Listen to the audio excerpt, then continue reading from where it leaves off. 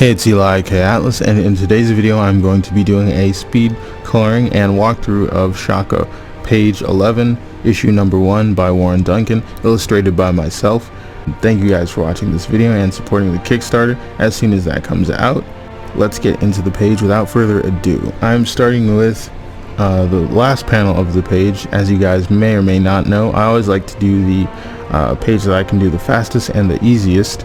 That way to optimize my time and I won't get stuck on something more complicated.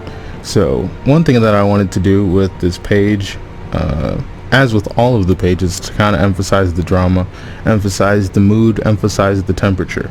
So you can see I have some red accents within the skin tone, and that's kind of to give us a warmer, bit of a reflective feel as well.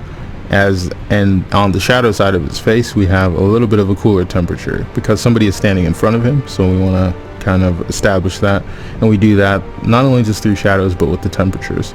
So on one side of his face we have a warmer reddish hue, and on the other side we have a bluish hue. So that kind of establishes two temperatures and it gives us a little bit more depth on the coloring. For this, his background, I kind of toggled between a previous page and this page to kind of recreate the effect and the colors that I did on a panel that I liked on the page prior to this one. And this is one of my favorite pages just because of the simplicity of it, and I think Warren and I really found a layout that works. So we kind of emphasize the highlights and stuff of the page. In this particular panel, panel 1, Aiza, who is Shaka's childhood friend, childhood crush kind of thing. She's just grabbing his hand as he's leaving, as we see on the previous page, page 10.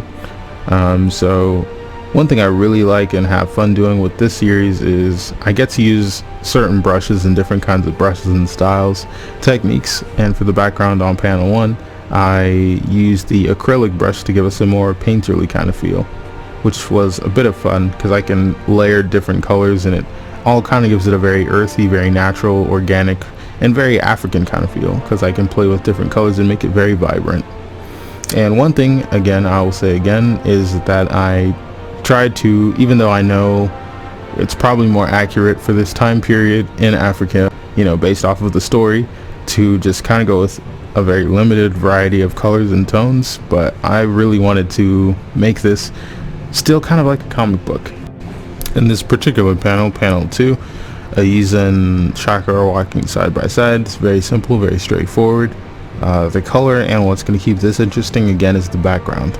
So you can see for the background, started with a blue sky. It's a bit of a sunset, so everything's getting a little bit warmer and a bit cooler at the same time. So we've got the warmth of the yellow light, we've got the blue sky under